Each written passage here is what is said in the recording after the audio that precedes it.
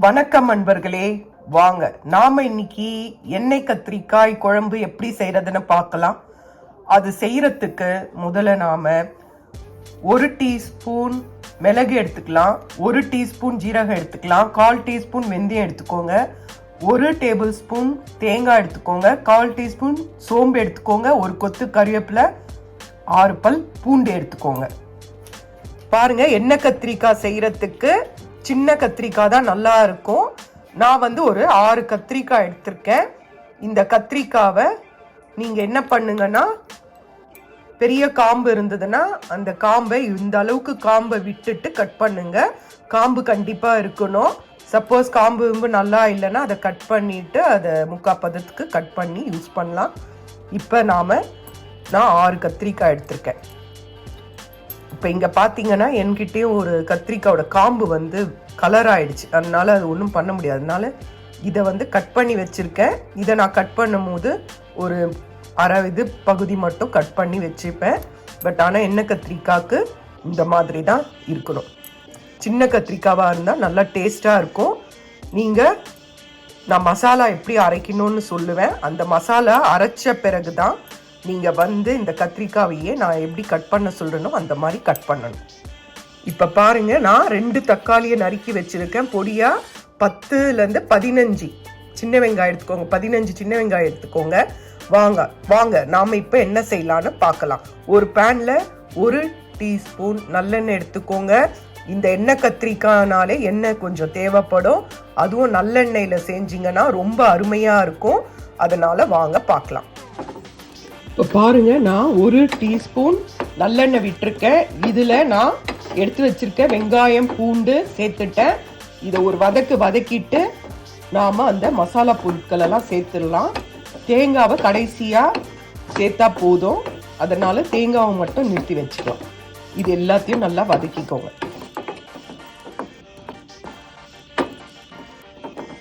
Medium ஃப்ளேமில் வச்சுக்கோங்க.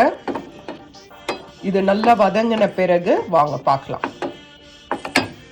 இப்போ நான் இதில் மிளகு, சீரகம், வெந்தயம், சோம்பு, கறிவேப்பிலை எல்லாமே போட்டாச்சு. இது நல்லா வதங்கட்டும். வதங்கின பிறகு நாம் தக்காளியை ஆட் பண்ணிக்கலாம்.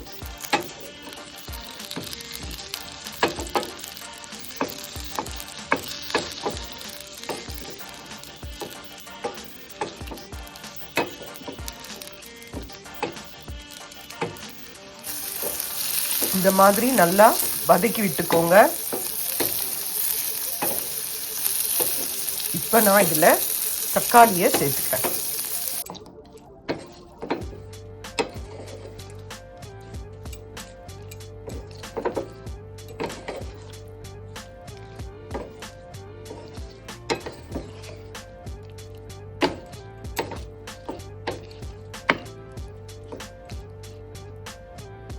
இப்போ பாருங்க, தக்காளியை போட்டாச்சு. இதை நல்லா வதக்கி விடுங்க.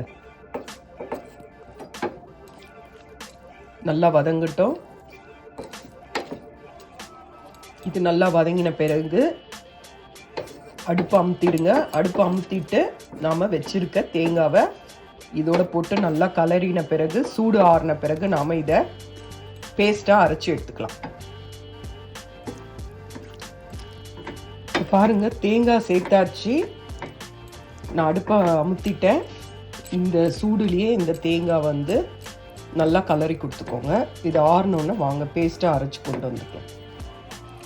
இது கூட நாம் இப்போது Kashmiri red chilli powder 1 teaspoon add பண்ணிக்கலாம். கொஞ்சம் கலர்ஃபுல்லாக இருக்கும், அதுக்காக தான். இப்போ பாருங்கள், நான் காஷ்மீரி சில்லி பவுடர் சேர்த்துருக்கேன். உங்ககிட்ட இது இல்லைன்னா இதை ஸ்கிப் பண்ணிவிடுங்க. இருந்தால் போடுங்க. காஷ்மீரி மிளகாய் இருந்தால் கூட ஒன்று சேர்த்துக்கலாம். இப்போ பாருங்கள், எண்ணெய் கத்திரிக்காய் குழம்பு தாளிக்கிறதுக்கு 1/4 ஸ்பூன் வெந்தயம் எடுத்துக்கோங்க, 1 டீஸ்பூன் கடுகு எடுத்துக்கோங்க, 2 காஞ்ச மிளகாய் எடுத்துக்கோங்க, வடகம் இருந்தால் வடகம் எடுத்துக்கோங்க. இது போட்டு தாளித்தா நல்லா வாசனையாகவும் இருக்கும், சுவையாகவும் இருக்கும். நீங்கள் குண்டு காஞ்ச மிளகாய் இருந்தால் போட்டுக்கோங்க. எங்ககிட்ட அது இங்கே கிடைக்காது. அதனால் இந்த மிளகாய் தான் கிடைக்கும். அதனால் நான் இது 2 எடுத்திருக்கேன். இல்லாமல் முழுசாகவே போட்டுக்கோங்க. வாங்க பார்க்கலாம். அதுக்கு பிறகு ஒரு கைப்பிடி அளவு நல்லா ஒரு கைப்பிடி அளவு சின்ன வெங்காயத்தை உரித்து அதை கொஞ்சம் தட்டி வச்சுக்கோங்க. ஒரு பெரிய தக்காளியை நறுக்கி வச்சுக்கோங்க. ஒரு 5-6 பல்லு பூண்டை நல்லா நான் முழுசாக போடுறவங்க போட்டுக்கோங்க. நான் அதை நீல வாக்கில் கட் பண்ணி வச்சுருக்கேன். நல்லா ஒரு கொத்து கறிவேப்பிலை எடுத்துக்கோங்க. இப்போ வாங்க பார்க்கலாம். இப்போ 3 டேபிள் ஸ்பூன் நல்லெண்ணெய் எடுத்திருக்கேன். இந்த எண்ணெய் நல்லா காஞ்சதும் நாம் உங்களுக்கு காட்டின பொருட்களை இதில் சேர்த்துடலாம். இப்போ நான் எண்ணெய் காஞ்சதும் உங்களுக்கு காட்டின எல்லா பொருளையும் நான் இதில் ஆட் பண்ணிட்டேன். எப்பவும் போல் தாளிச்சிட்டு அதுக்கப்புறம் வெங்காயம், பூண்டு, தக்காளி, கறிவேப்பிலை ஆட் பண்ணிக்கோங்க. இது நல்லா வதங்கட்டும். இப்போ வாங்க நாம் கத்திரிக்காவை என்ன பண்ணலான்னு பார்க்கலாம். தக்காளி நல்லா குழையணும், அப்போ தான் இது டேஸ்ட்டு நல்லாயிருக்கும். இப்போ பாருங்கள், இந்த கத்திரிக்காவை நாம் இந்த மாதிரி கட் பண்ணணும். பாதி தான் கட் பண்ணணும். இந்த இடத்தெல்லாம் அப்படியே விட்டுடணும். சரிங்களா?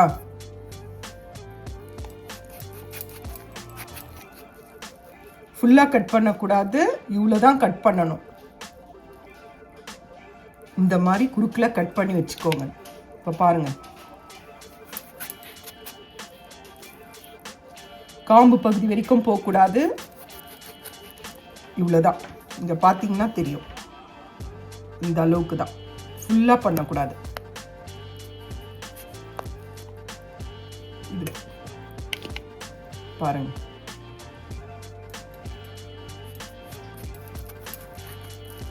இது பாருங்க.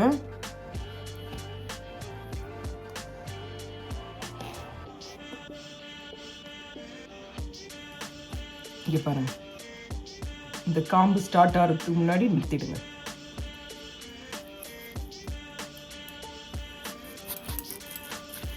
ஃபுல்லாக இது பண்ணால் உடஞ்சிடும்.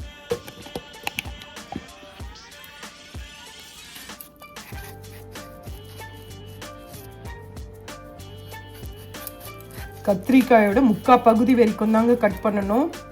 ஆமாம், இதே மாதிரி நான் கட் பண்ணிட்ட பிறகு காட்டேன். இப்போ இதுதான் நாம் அரைச்சி கொண்டு வந்த மசாலா. இந்த மசாலாவை நாம் என்ன பண்ணோன்னா, நாம் இப்போ ஒரு கத்திரிக்காவை எடுத்துக்கலாம்.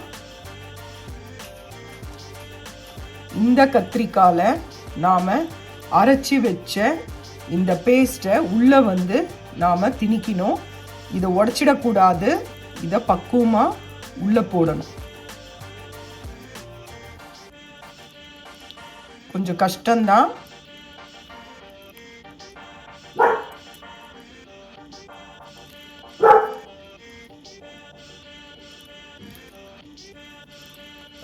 நீங்கள் இந்த பேஸ்ட்டை நல்லா உள்ளே போடுங்க.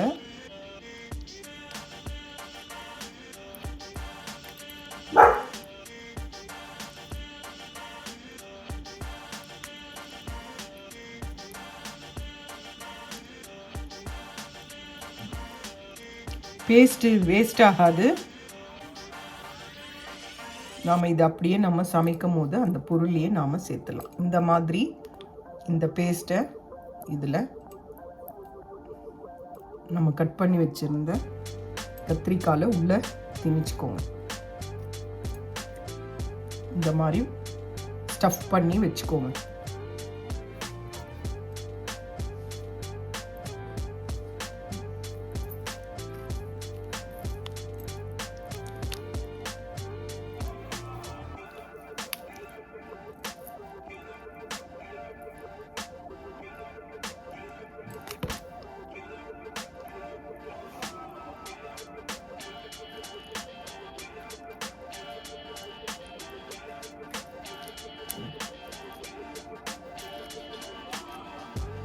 நீங்கள் ஒரு விரலாக கூட எடுத்து உள்ளே இது பண்ணிக்கோங்க.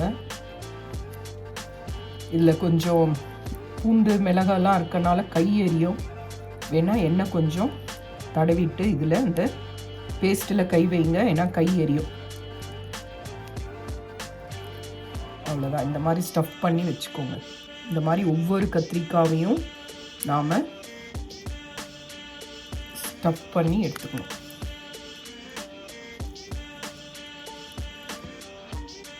இந்த மாதிரி விரலாலேயே பண்ணுங்க, அப்போ தான் உங்களுக்கு அது வந்து கரெக்டாக உள்ளே போகும்.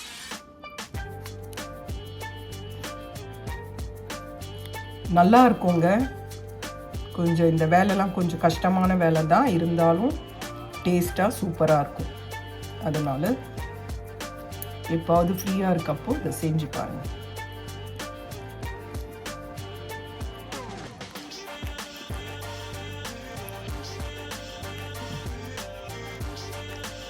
அவ்வளோதாங்க. இந்த மாதிரி இருக்கிற எல்லா கத்திரிக்காவையும் நீங்கள் ஸ்டஃப் பண்ணி வச்சுக்கோங்க.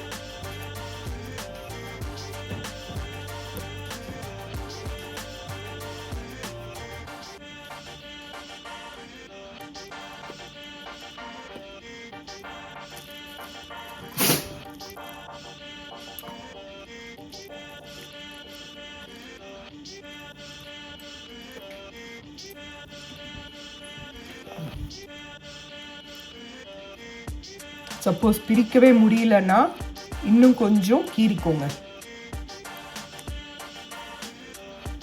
இந்த மாதிரி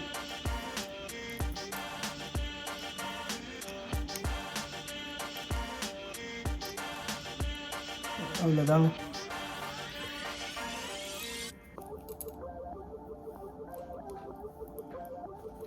நீங்கள் ஒவ்வொரு கத்திரிக்காவையாக பண்ணிக்கோங்க. உங்களுக்கு தெரியணுன்ற பாருங்க, தெரிஞ்சிச்சு. உங்களுக்கு தெரியணுன்றனால தான் உங்களுக்கு இது காட்டுறேன்.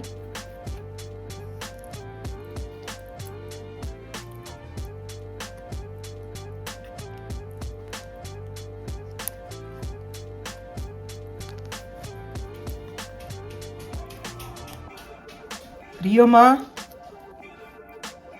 இங்க வாங்க.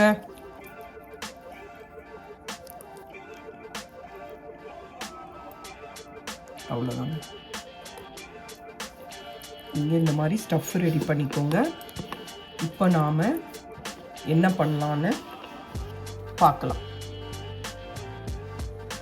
இப்போ பாருங்கள், இந்த பேஸ்ட்டை நாம் அந்த குழம்போடையே மிக்ஸ் பண்ணிவிடுவோம். அதுக்கப்புறம் பாருங்கள், இதுதான் ஸ்டஃப் பண்ணி வச்சிருக்கிற கத்திரிக்காய். இப்போ வாங்க இந்த கத்திரிக்காவை நாம் வதக்கின வெங்காயம் தக்காளியோட அந்த மிக்ஸில் இதில் சேர்த்துடலாம். வாங்க பார்க்கலாம். இப்போ பாருங்க, நாம் வதக்கி வச்ச வெங்காயம் தக்காளி இதில் நாம் இந்த ஸ்டஃப் பண்ண கத்திரிக்காவை நாம் இதில் போட்டுடுறோம். இது இந்த எண்ணெயிலேயே கத்திரிக்காய் நல்லா வதங்கணும். இதுக்கு பிறகு நாம் மீதி வச்சிருக்க பேஸ்ட்டும் நாம் இதில் சேர்த்துடலாம். அதுக்கப்புறம் இதில் நாம் எந்த காரமும் இன்னும் ஆட் பண்ணல. இனிமேல் தான் நம்ம இதுக்கு தேவையான காரம் உப்பெல்லாம் சேர்க்க போகிறோம். இது நல்லா வதங்கட்டும். வாங்க பார்க்கலாம். இப்போ பாருங்கள், மீதி இருக்க மசாலாவையும் இதில் நாம் மிக்ஸ் பண்ணியாச்சு. இதை நல்லா கலரி கொடுங்க. இந்த கத்திரிக்காய் நல்லா இதுலேயே இந்த ஆயில்லையே நல்லா ஃப்ரை ஆகணும். பாருங்கள், எண்ணெய் நல்லா பிரிஞ்சு வருது பாருங்கள். இப்போது இதில் நான் இந்த அரைச்சி வச்ச மிக்சியில் இருக்கிற கொஞ்சம் தண்ணியை, ஒரு அரை கிளாஸ் தண்ணியை விடுங்க. எப்படியும் மிக்சியில் அந்த இது இருக்கும் மசாலா, அதை அளந்து இதில் விட்டுடலாம். இது நல்லா வதங்கட்டும். வாங்க, நான் தண்ணியை வந்து விடுறேன். இது ரொம்ப நல்லா இருக்குங்க, சூப்பராக இருக்கும். அந்த மசாலா நம்ம மீதி இருக்கிறதுலையும் இதில் ஆட் பண்ணிட்டோம். இப்போ நாம் இதில் கொஞ்சம் தண்ணி விட்டு இதை மிக்ஸ் பண்ணணும். இப்போ பாருங்கள், நாம் இதில் ஒரு 1/4 டம்ளர் அளவு தண்ணி சேர்த்துக்கலாம். தண்ணி சேர்த்து இதை நல்லா மிக்ஸ் பண்ணுங்க. மிக்ஸ் பண்ணிவிட்டு இப்போ பாருங்கள், நாம் அந்த கத்திரிக்காயில் நாம் வீட்டிலையே தயாரிக்கிற அந்த மிளகாய் பவுடர் எடுத்திருக்கேன். 2 டீஸ்பூன் எடுத்திருக்கேன். ஒரு அரை டீஸ்பூன் மஞ்சள் பொடி எடுத்திருக்கேன். உங்களுக்கு இந்த பவுடர் போட்டால் நல்லா குழம்பு நல்லா திக்காவும் நல்லா சுவையாகவும் இருக்கும். இதில் வந்து அப்படி இது இல்லாதவங்க என்ன பண்ணுங்கன்னா 1/2 டீஸ்பூன் உங்கள் காரத்துக்கு ஏற்ற மாதிரி வெறும் மிளகாய் பவுடர் சேர்த்துக்கோங்க. 2 டீஸ்பூன் தனியா பவுடர் சேர்த்துக்கோங்க. அரை டீஸ்பூன் ஜீரக பவுடர், 1/4 டீஸ்பூன் மிளகு பவுடர் சேர்த்து இதை நீங்கள் வந்து அந்த குழம்புல மிக்ஸ் பண்ணிக்கோங்க. நான் இந்த பவுடரை மிக்ஸ் பண்ணுறேன். இது வீட்டில் அரைச்சது தான். இது வீட்டில் இது எல்லாமே நாங்கள் கலந்து அரைப்போம். ஜீரகம் கலந்து, மிளகு, கொஞ்சம் பருப்பு போடுவோம், அரிசி, கருவேப்பிலை எல்லாமே போடுவோம். இது வீட்டில் அரைச்ச பவுடர். நீங்கள் இது இல்லாதவங்க மிளகாய் பவுடர், தனியா பவுடர், மிளகு, சீரகம், மஞ்சள் பொடி இதை நீங்கள் அதில் சேர்த்துருங்க. இது ரொம்ப நல்லா சுவையாக இருக்கும். நான் இதை சேர்த்துடுறேன். இப்போ நான் அந்த மிளகாய் தூளும் மஞ்சள் தூளும் சேர்த்துட்டேன். ஆல்ரெடி தண்ணியும் மிக்ஸ் பண்ணனால இதை நான் நல்லா கலரி கொடுத்துக்கிறேன். தட்டை போட்டு மூடி வைங்க. மூடி வச்சுட்டு ஒரு 10லேருந்து 15 நிமிஷம் கழித்து பார்த்தீங்கன்னா இது அப்படியே இந்த பேஸ்ட்டு நல்லா குறைஞ்சி நல்லா ஆயில் மேலே பிரிஞ்சு வரும். அந்த ஸ்டேஜில் நாம் ஒரு லெமன் சைஸ் அளவுக்கு புளியை கரைச்சி வச்சுக்கலாம். அந்த புளி தண்ணியை நாம் இதில் விடலாம். இப்போ இந்த பேஸ்ட்டு இந்த கத்திரிக்காயோட மிக்ஸ் ஆகி நல்லா கூட்டு பதத்துக்கு வரட்டும். வாங்க பார்க்கலாம். இப்போ பாருங்கள், இந்த சைஸில் புளியை ஊற வச்சுக்கோங்க. கொஞ்சம் சுடு தண்ணியில் ஊற வச்சிங்கன்னா சீக்கிரம் ரெடி ஆகிடும். இதை ஊற வச்சு கரைச்சி வடிகட்டி எடுத்துக்கலாம். எப்போவுமே புளியை சுடு தண்ணியில் ஊற வச்சிங்கன்னா அதிக அளவில் அது ரொம்ப சாஃப்டாகவும் ஆகிடும். நல்ல புளி கரைசலும் நமக்கு அதிகமாக கிடைக்கும். இப்போ பாருங்கள், நல்லா எண்ணெய் பிரிஞ்சு வந்திருக்கு பாருங்கள். நல்லா மேலெல்லாம் அப்படியே எண்ணெய் மிதக்குது பாருங்கள். இந்த மாதிரி எண்ணெய் நல்லா பிரிஞ்சு வரணும். இந்த ஸ்டேஜில் நாம் கரைச்சி வச்சிருக்க புளி தண்ணியை இதில் விட்டுடலாம்.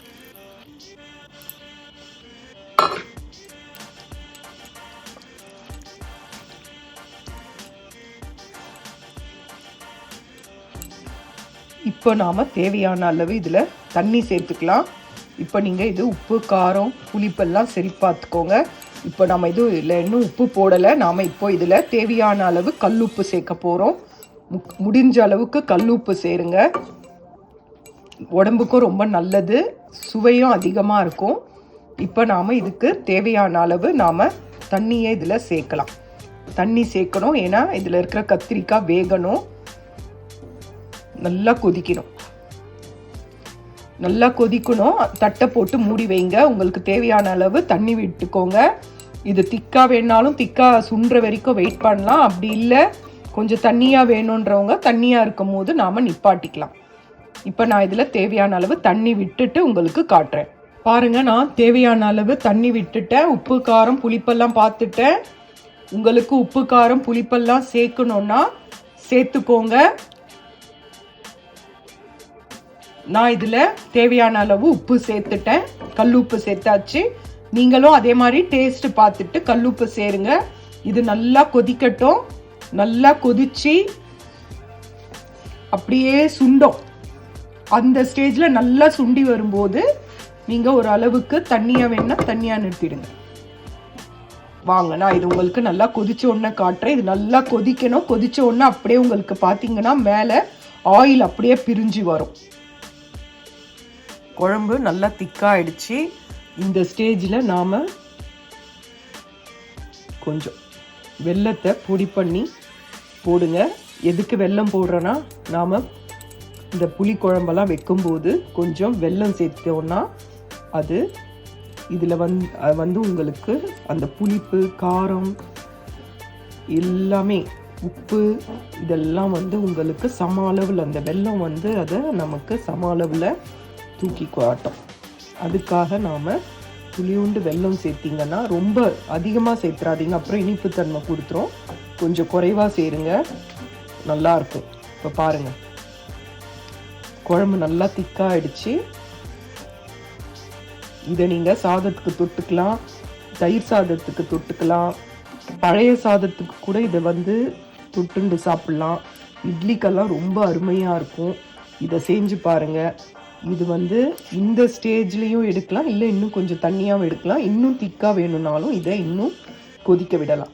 இதை செஞ்சு பாருங்கள். இதை பாருங்கள், எண்ணெல்லாம் பிரிஞ்சு வருது பாருங்கள். இதை செஞ்சு பாருங்கள். செஞ்சு பார்த்துட்டு உங்களுக்கு இந்த வீடியோ பிடிச்சிருந்தால் லைக் பண்ணுங்கள், ஷேர் பண்ணுங்கள்.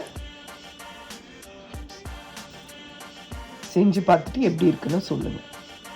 பாருங்கள், கத்திரிக்காய் நல்லா வெந்துருச்சு பாருங்க. இங்க பாருங்க,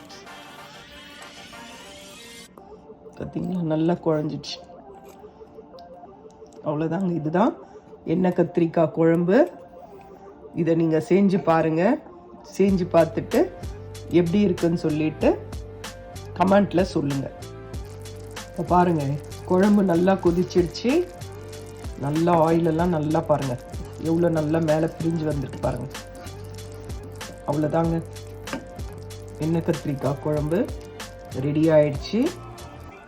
நீங்கள் இதை தண்ணியாக வேணாலும் நிப்பாட்டிக்கலாம், திக்காக வேணும்னாலும் நீங்கள் சுண்டை வச்சுக்கலாம். நீங்கள் சுண்ட இது நல்லா திக்காயிடும். இந்த குழம்பு எத்தனை நாள் ஆனாலும் கெட்டு போகாது. ஃப்ரிட்ஜில் வச்சிங்கன்னா நல்லாயிருக்கும். இது ரொம்ப டேஸ்ட்டாக இருக்கும். செஞ்சு பாருங்கள். செஞ்சு பார்த்துட்டு எப்படி இருக்குன்னு சொல்லுங்கள். இதை பாருங்கள், எண்ணெய்லாம் நல்லா பிரிஞ்சு வந்துருக்கு பாருங்கள்.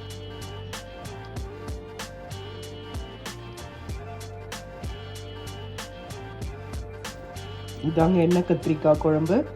இதை செஞ்சு பார்த்துட்டு உங்களுக்கு இந்த வீடியோ பிடிச்சிருந்தா லைக் பண்ணுங்கள். நன்றி, வணக்கம்.